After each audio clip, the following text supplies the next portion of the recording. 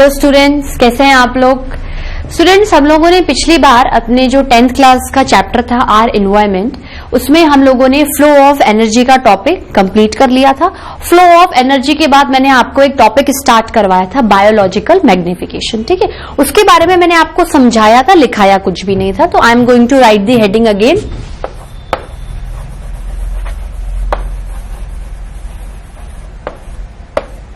Biological magnification. ठीक है, अब मैं क्या करूंगी, आपको थोड़ा सा और समझाती जाऊंगी और इसके बारे में थ्योरी लिखेंगे। ठीक है, चलो let's write point by point.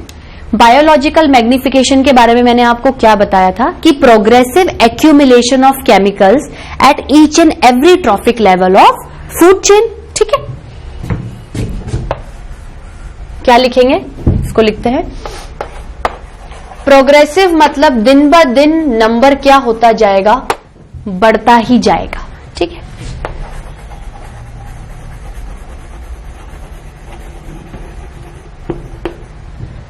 Progressive accumulation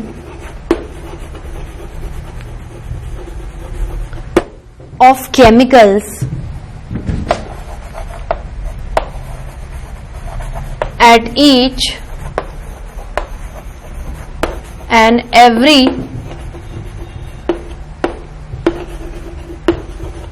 trophic level of food chain ठीक है, अब देखो किसका एक्यूमुलेशन हो रहा है, केमिकल्स का एक्यूमुलेशन हो रहा है। तो पहले हम केमिकल्स के बारे में थोड़ा पढ़ ले। चलो, केमिकल से रिलेटेड मतलब केमिकल्स का यहां पर रिलेशन किससे है, spraying of various kinds of pesticides and insecticide on the plant to increase their crop improvement and productivity. ठीक है, क्या लिखेंगे इसको,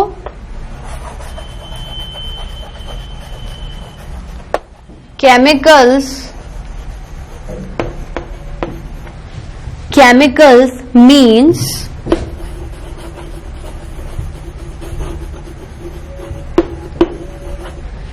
spraying of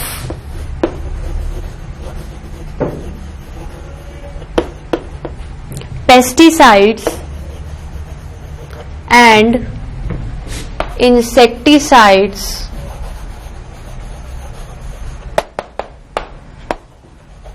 onto the plants के ऊपर, onto the plants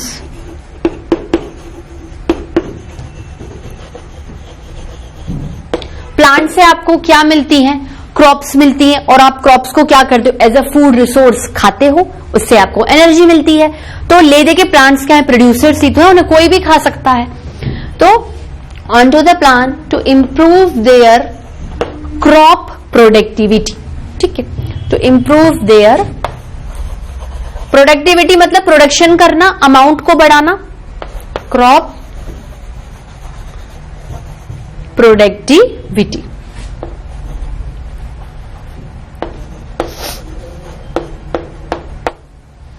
ठीक है स्टूडेंट्स, ये हो गया। अब मुझे एक बात बताओ, इससे आपको फायदा है बायोलॉजिकल मैग्निफिकेशन से? नहीं, मुझे लॉस ही है। मुझे क्या है, लॉस ही है। देखो, आप जो ये जो plants, vegetable, fruits and pulses खाते हो, उन्हें क्यों बोला जाता है कि इन्हें प्रॉपरली धोकर, बॉईल करके, कुक करके खाना चाहिए? क्योंकि उससे क्या होता है, उसकी हीट से, वॉशिंग से काफी सारा डीडीटी धुल जाता है। डीडीटी नहीं, कोई सा भी केमिकल हो सकता है, धुल जाता है। बॉईल करोगे तो हीट से आधे से ज्यादा केमिकल्स डैमेज हो जाएंगे, और प्रॉपरली अगर आपने उसको कुक कर लिया और ज्यादा हीट में, तो डीडीटी का अमाउंट दिन ब दिन क्या हो जाएगा, खत्म हो जाएगा। मिनिमम नेग्लिजिबल अमाउंट आप ले पाओगे। लेकिन अगर आप इन चीजों का ध्यान नहीं रखोगे तो you are directly in taking the DDT which is definitely harmful for your body.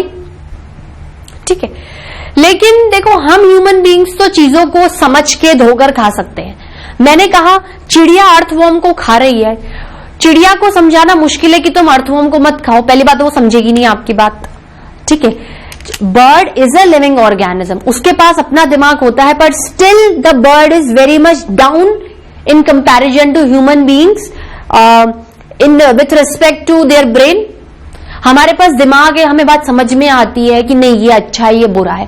Bird को ये चीज समझ में नहीं आती है, तो उनके लिए आप क्या कर सकते हो कि डीडीटी का या ये जो इंसेक्टिसाइड पेस्टिसाइड का भाई बचोगे कैसे, तो आप क्या करो, कम अमाउंट में स्प्रे करो। ऐसा नहीं बेतहाशा स्प्रे कर दिया और बस हमें तो क्रॉप की यील्ड बढ़ानी है। आप भले ही उस पर्टिकुलर एरिया में क्रॉप की यील्ड बढ़ा रहे हो, आप बेच रहे हो, you are actually rising your economic value, आपके पास मनी आ रही है, लेकिन इससे आप पूरी फूड चेन को क्या कर रहे हो, दिन ब दिन डिस्ट्रॉय कर रहे हो। इससे आपकी फूड चेन बिगड़ेगी ना, आपका इन्वायरमेंट इम्बैलेंस हो जाएगा। मान लो बहुत सारे अर्थवॉर्म ने डीडीटी खा लिया तो अर्थवॉर्म मर गए, भाई डीडीटी हार्मफुल है, it is toxic to our body. उसके बाद बर्ड ने बहुत सारा खा लिया तो वो मर जाएगी। तो अगर बहुत सारी बर्ड ऐसे एक्सटिंक्ट होती गई तो बड़ी बर्ड क्या खाएगी, बड़ी बर्ड क्या करेगी, दूसरे फूड चेन के किसी कंज्यूमर को खाएगी, उससे लेस वाले, उसको एक्सटेंड कर देगी। तो आपकी फूड चेन क्या हो जाएगी, गड़बड़ा जाएगी ना। अगर फूड चेन गड़बड़ा गई तो फूड वेब खत्म हो जाएगी। तो आपको क्या है, हर चीज को बैलेंस फॉर्म में करना है जिससे कि आपका इन्वायरमेंट बैलेंस रहे। आपकी इम्बैलेंस एक्टिविटीज से आपका इन्वायरमेंट क्या हो जाएगा, इम्बैलेंस हो जाएगा, और imbalance in environment directly and indirectly affect your livelihood. आपकी लाइफ का सर्वाइवल मुश्किल हो जाएगा अगर आपने इन्वायरमेंट को क्या कर दिया, बिगाड़ दिया। आप एयर पॉल्यूट कर रहे हो, आप सॉइल पॉल्यूट कर रहे हो, वाटर पॉल्यूट कर रहे हो, ऑलरेडी आप बायोटिक कंपोनेंट्स को क्या कर रहे हो, पॉल्यूट कर रहे हो। फिर आपने क्या किया, उसी चीज का एक्यूमुलेशन आपके बायोटिक कंपोनेंट्स में वगैरह थ्रू द फूड चेन, तो वो भी क्या हो जाएगा, आपके लिए हार्मफुल हो जाएगा ना। वो डिस्टर्ब कर रही है फूड चेन को, आपके इन्वायरमेंट को इम्बैलेंस कर रही है। भाई आपका इन्वायरमेंट किससे बना हुआ, ए बायोटिक बायोटिक कंपोनेंट से, आपने उसी को बेकार कर दिया। तो how will you able to survive in that environment if you are disturbing the biotic and abiotic components continuously. ठीक है, तो ये तो क्या था, आपकी बायोलॉजिकल मैग्निफिकेशन की डेफिनेशन है। अब और क्या क्या लिखेंगे स्टूडेंट्स, आगे देखो, यहां से चलते हैं। ठीक है, इससे आपको हार्म क्या है, एग्जाम्पल लेते हैं। एग्जाम्पल लिया अपन ने डीडीटी। डीडीटी क्या है, पेस्टिसाइड्स है। ये क्या कर रहा है, प्लांट्स पे स्प्रे करने पर उससे अनवांटेड माइक्रो ऑर्गेनिज्म से बचाएगा। ठीक है, तो समझ लो डीडीटी को आपने 10 ppm स्प्रे किया। ppm मतलब पार्ट पर मिलियन, ppm का मतलब क्या होता है, पार्ट पर मिलियन। समझ लो आपने 10 ppm स्प्रे कर दिया। ठीक है, 10 ppm किसमें स्प्रे किया, स्प्रे करके जो थोड़ा बहुत एरोसोल्स थे वो एयर में चले गए, मतलब आपने क्या था, ओवरऑल जो भी स्प्रे किया उसमें 10 ppm सॉइल में बच गया, ऐसे कर लो। ppm का मतलब होता है पार्ट पर मिलियन। पार्ट पर मिलियन मतलब कि अगर मिलियंस ऑफ सॉइल पार्टिकल्स हैं तो उसमें डीडीटी का अमाउंट सिर्फ 10 है। ठीक है, अगर 1 मिलियन पार्टिकल्स हैं सॉइल में तो आपको डीडीटी सिर्फ 10 मिलेंगे। ठीक है, मतलब ये मिलियन ऑफ सॉइल है, इसमें आपको 10 डीडीटी मिल रहे हैं। ठीक है, तो हम लोग क्या कह सकते हैं, in million of soil particles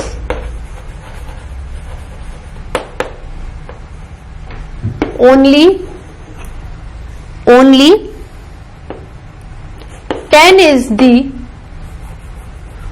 10 particles are of DDT। Million soil particles में सिर्फ 10 पार्टिकल डीडीटी के, कम है अमाउंट अभी, पर देखना धीरे धीरे कैसे प्रोग्रेस होता जाएगा। अब देखो डीडीटी पेस्टिसाइड था। ठीक है, this DDT is eaten by the earthworm, is eaten by the earthworm। ठीक है, in the soil। ठीक है, मान लो एक बार में बहुत सारे अर्थवॉर्म ने इसे खा लिया, तो जो डीडीटी का अमाउंट सॉइल में था डेफिनेटली वो प्रोग्रेस होकर ही अर्थवॉर्म में जाएगा।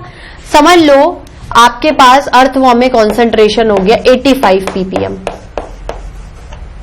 85 ppm। ppm क्यों करेंगे भाई, अगर मान लो कि सॉइल के अंदर है, मिलियन पार्टिकल्स हैं, तो उसमें 85 किसने ले लिए, आपके अर्थवॉर्म ने ले लिए। अब क्या करेंगे,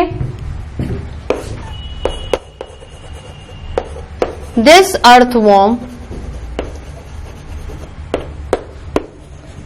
eaten by the birds। तो ऑलरेडी यहां पर 85 था, प्रोग्रेस हो गया, मान लो 25 हो गया है, sorry 250।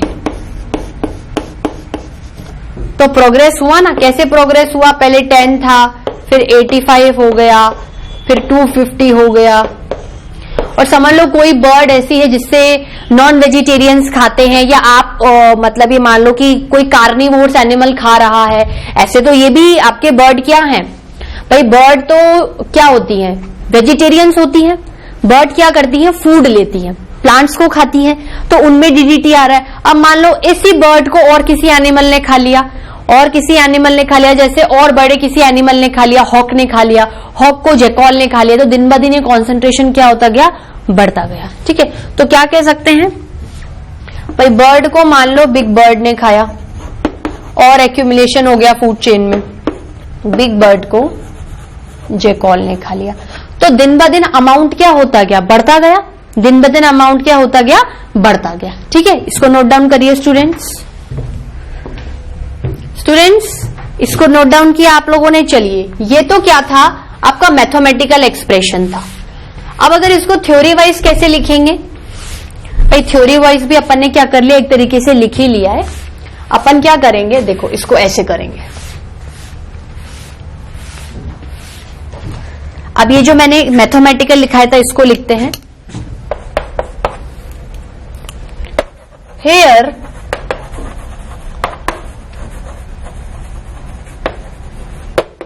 the spraying of DDT day by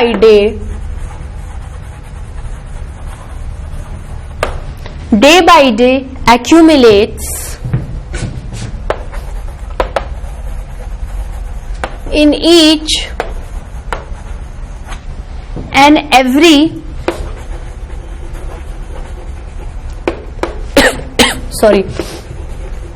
in each and every trophic level of food chain, in each and every level of food chain। ठीक है, अब हम लोग क्या लिखेंगे, केमिकल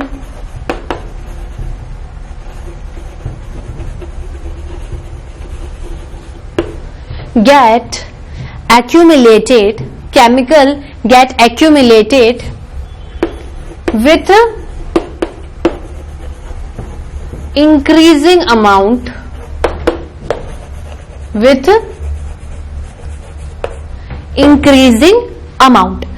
ये जो अमाउंट जिस तरीके से बढ़ रहा है उसका कॉन्सेप्ट फ्लो ऑफ एनर्जी से क्या हो गया है, अपोजिट हो गया है। ठीक है, कैसे लिखेंगे हम लिख सकते हैं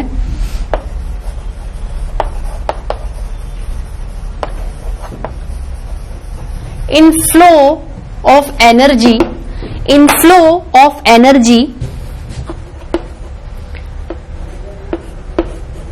trophic level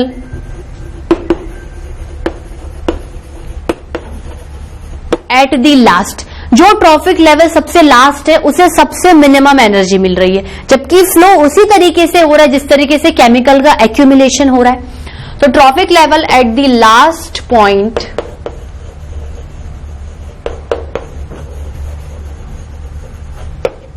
getting the lowest energy,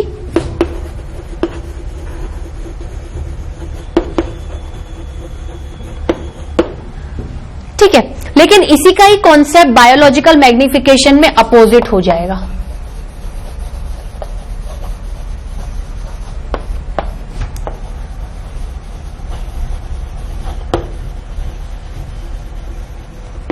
कैसे होगा स्टूडेंट्स, देखो इसमें क्या होगा, जो ट्रॉफिक लेवल सबसे लास्ट पॉइंट पर है, जैसे यहां पर लास्ट पॉइंट पे जैकॉल होगा तो एनर्जी बहुत कम मिल जाएगी उसको, लेकिन यही अगर लास्ट पॉइंट पे जैकॉल होगा तो डीडीटी का कॉन्सेंट्रेशन उतना ही उसमें सबसे ज्यादा आ जाएगा। तो इसका अपोजिट करेंगे ना हम लोग, क्या करेंगे,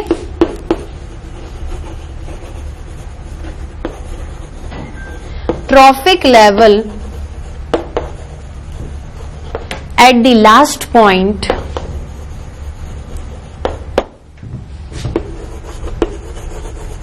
getting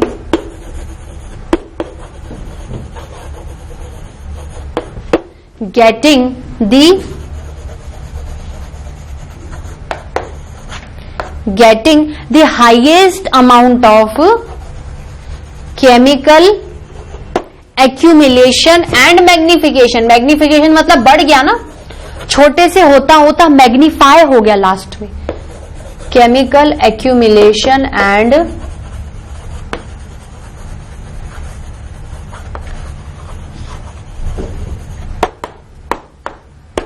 magnification. ठीक है. That means in our food chain the energy will flow from one organism to another. Same the chemicals will accumulate from one organism to another. बस फ्लो ऑफ एनर्जी में क्या है कि एनर्जी जैसे जैसे flow होती जाएगी उसका अमाउंट दिन ब दिन घटता जाएगा.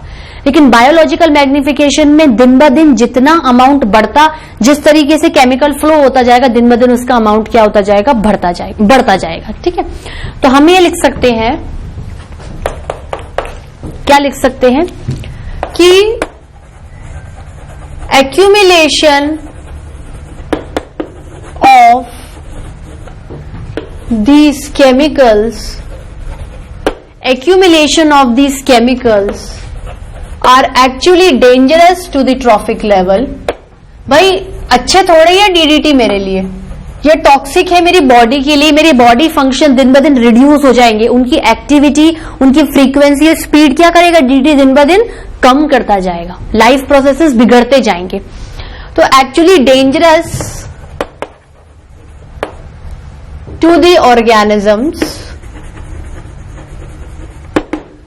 ऑर्गेनिज्म, इसमें भी लिविंग में ही होगा. ठीक है. क्या कर सकते हैं,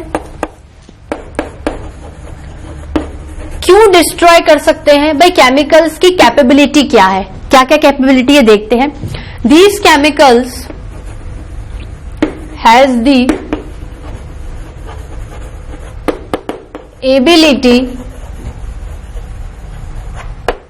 to destroy the various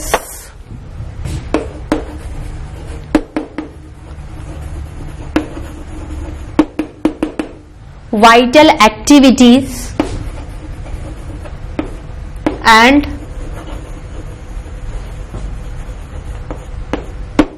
important life processes of our body. ठीक है. और क्या लिख सकते हैं,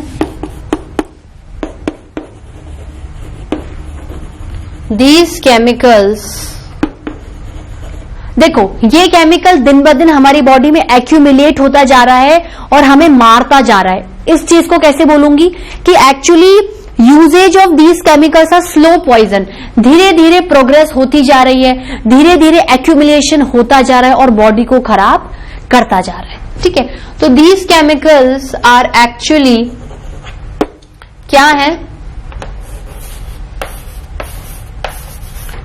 स्लो पॉइजन है, स्लो पॉइजन है, स्लो पॉइजन है. ठीक है. देखो ये केमिकल्स दिन ब दिन एक्यूमुलेट होकर आपके बायोटिक कंपोनेंट्स को तो खत्म कर रहे हैं, लेकिन उसके साथ साथ में ए बायोटिक कंपोनेंट जैसे कि एयर है, वाटर है, सॉइल है, उसका भी क्या कर रहे हैं, पोल्यूशन कर रहे हैं. तो जो भी इन्वायरमेंट में चीजें हैं उन्हें ये क्या कर रहे हैं, ले देके खराब कर रहे हैं. पूरे इन्वायरमेंट को इम्बैलेंस करने की इनमें पूरी कैपेबिलिटी है. तो कैसे लिखूंगे स्टूडेंट्स इसको,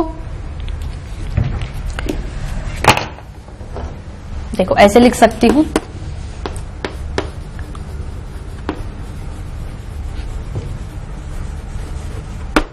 these chemicals also causing air, water and soil pollution. Air, water and soil pollution. ठीक है स्टूडेंट्स, नोट डाउन करिए. स्टूडेंट्स नोट डाउन किया? चलिए, दैट मीन्स ये जो आपके बायोलॉजिकल मैग्निफिकेशन वाला प्रोसेस है आपके एबायोटिक कंपोनेंट्स को भी खराब कर रहा है और बायोटिक कंपोनेंट्स को भी खराब कर रहा है। ले देके क्या कर सकता है? इम्बैलेंस इन इन्वायरमेंट कर सकता है। आप एयर पोल्यूटेड ले रहे हो, वाटर पोल्यूटेड पी रहे हो, सॉइल में जो चीजें हैं वो पोल्यूटेड खा रहे, तो ले देके लाइफ प्रोसेसेस क्या हो जाएंगी? दिन ब दिन डिस्टर्ब हो जाएंगी ना। ठीक है, चलो इसके आगे लिखते हैं। क्या लिख सकते हैं स्टूडेंट्स? लिखते हैं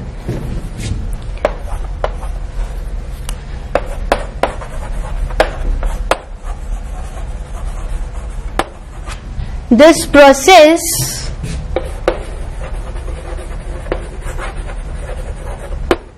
of biological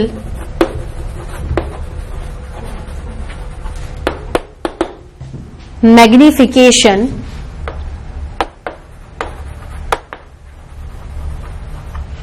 will cause harm to the abiotic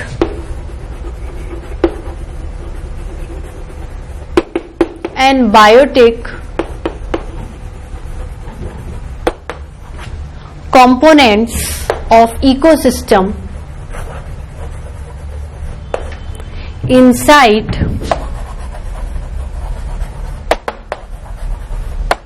the environment,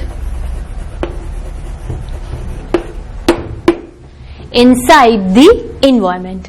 ठीक है, दैट मीन्स हम ऐसा कह सकते हैं, अगर इसको अपन ऐसे बनाते हैं तो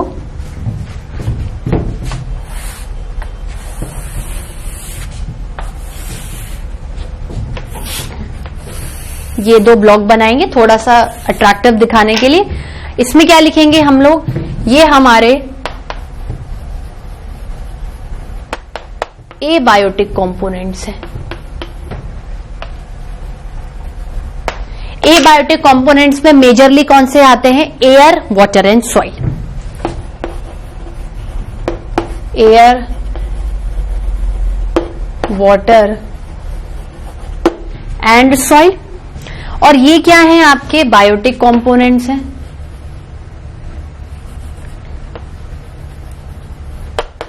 ये क्या है? आपके बायोटिक लिविंग कंपोनेंट्स है, बायो वाले कंपोनेंट्स है, लाइफ वाले।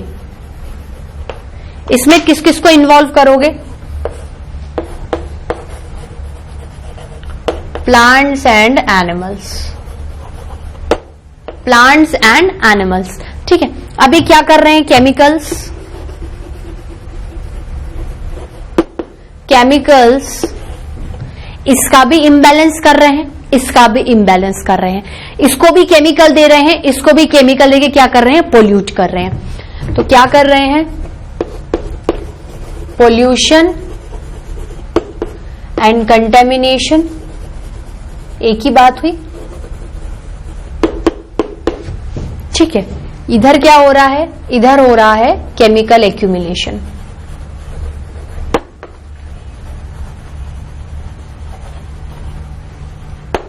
Chemical accumulation.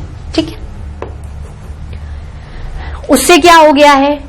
यहां जो इन्वायरमेंट है उसमें इम्बैलेंस। इम्बैलेंस दी इकोसिस्टम। पर इकोसिस्टम किसका बना हुआ है? बायोटिक, एबायोटिक कंपोनेंट्स का ना। आप उसी को ही खराब कर रहे हो, तो ओवरऑल इन्वायरमेंट को भी क्या कर रहे हो? खराब कर रहे हो। इम्बैलेंस दी इकोसिस्टम। ठीक है, तो ओवरऑल सिनेरियो क्या है? आप इसको कैसे बचा सकते हो? अगर हम बात करें बचाने की, रिड्यूस और प्रॉपरली यूज केमिकल्स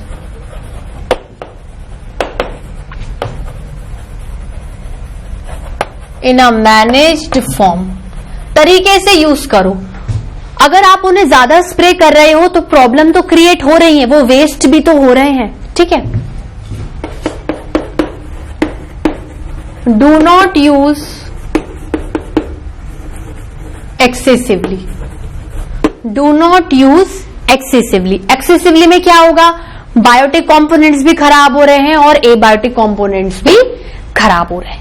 ठीक है, ठीक है स्टूडेंट्स, तो इसी के साथ आपका बायोलॉजिकल मैग्निफिकेशन वाला टॉपिक क्या हो रहा है, पूरी तरीके से खत्म हो रहा है। अब बायोलॉजिकल मैग्निफिकेशन के बाद कितने टॉपिक बचे आपके पास, ओनली 2। कौन से बचे हैं, चलो उनके नाम लिखते हैं। जो 2 कंटेंट्स अभी बाकी रह गए हैं वो कौन से हैं, इन्वायरमेंटल प्रॉब्लम्स। इन्वायरमेंट में क्या क्या प्रॉब्लम्स हो रही है, देखो यहीं पर ही मैंने आपको हिट कर दिया है कि प्रॉब्लम तो कहीं ना कहीं स्टार्ट हो गई है। और ओजोन लेयर डिप्लीशन, ये 2 कंटेंट प्रॉपरली बाकी है। इन 2 कंटेंट में सबसे पहला कंटेंट कौन सा उठाएंगे हम, इन्वायरमेंटल प्रॉब्लम्स। थोड़ा सा हिंट दे देती हूं आपको, इन्वायरमेंटल प्रॉब्लम्स। प्रॉब्लम का मतलब क्या होता है, तकलीफ। आपका इन्वायरमेंट क्या है, तकलीफ में है। आपका इन्वायरमेंट क्या है, तकलीफ में है। कोई ऐसे एक्टिविटीज उसके अंदर हो रही हैं कि उसका नेचर क्या, इम्बैलेंस हो गया। आप जब बीमार पड़ जाते हो या आपके साथ कोई ट्रेजेडी हो जाती है, आपके साथ कोई एक्सीडेंट हो जाता है, आप प्रॉब्लम में आ जाते हो। प्रॉब्लम मतलब वो नेचुरल जो नॉर्मल चीज रेगुलर होती है वो नहीं होकर एकदम कुछ अलग चेंज हो गया आपकी लाइफ में, तो आप उसे एक्सेप्ट करने में टाइम लोगे ना। अगर आपका पैर फ्रैक्चर हो जाता है, प्रॉब्लम में आ जाते हो 4-5 महीने, लेकिन वो ठीक भी हो जाता है, लेकिन आप उस ड्यूरेशन में क्या अनवांटेड चेंजेस से निकलते हो, आपको डिस्कम्फर्ट लेवल होता है। आपको वो जो टाइम होता है उसको झेलने के लिए क्या होने, पावर होनी चाहिए बहुत ज्यादा, मतलब हर तरीके से आपके परेशान हो जाते हो। You come in the problem वाला जोन। ठीक है, तो उसी तरीके से ऐसी कुछ एक्टिविटीज हो रही हैं इन्वायरमेंट में, चाहे वो हमारी वजह से हो या हम नहीं। देखो, we are the powerful creature of our environment. अक्ल हम में ही है, हम ही चीजों को इंटरप्रेट करके, इन्वेंट करके, अपने आप को बेनिफिट के लिए, अपने लेवल को कंफर्ट प्रोवाइड करने के लिए इन्वायरमेंट में हर चीज का एक्सपेरिमेंट कर देते हैं। पर उस एक्सपेरिमेंट को इस तरीके से करो कि environment will not do experiment with you. अगर इन्वायरमेंट में एयर खत्म हो गई, वाटर खत्म हो गई, सॉइल खत्म हो गई, तो आपके रहने का कोई मतलब नहीं होगा। उसके बाद आप दुनिया भर के एक्सपेरिमेंट करो, this experiment will turn harm you, उल्टा आपको ही नुकसान पहुंचा देंगे। ठीक है, तो इन्वायरमेंटल प्रॉब्लम से क्या मतलब है कि प्रॉब्लम्स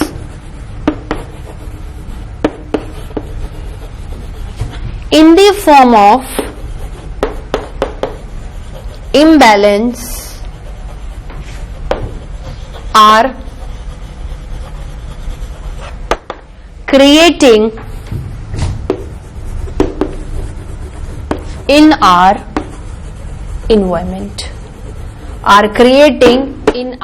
environment, ठीक है स्टूडेंट्स, नोट डाउन करिए। देखिए, बायोलॉजिकल मैग्निफिकेशन यहां तक खत्म हो गया है। ये बाकी के 2 कंटेंट से जो बचे हुए थे उसमें से भी मैंने क्या कर लिया था, पहला कंटेंट आपको स्टार्ट करवा दिया है। उसकी ये पहली लाइन आप लिखिए, नोट डाउन करिए।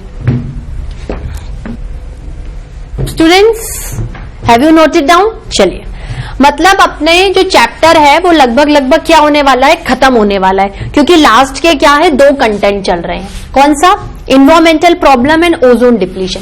देखो, वैसे तो देखा जाए कि अगर ओजोन डिप्लीट हो रही है तो वो भी एक इन्वायरमेंटल प्रॉब्लम ही है, लेकिन ओजोन कुछ चीजों को कॉन्सेप्ट आपको समझने हैं, इसलिए मैंने इसको क्या है अलग से टॉपिक में स्टार्ट कराया है।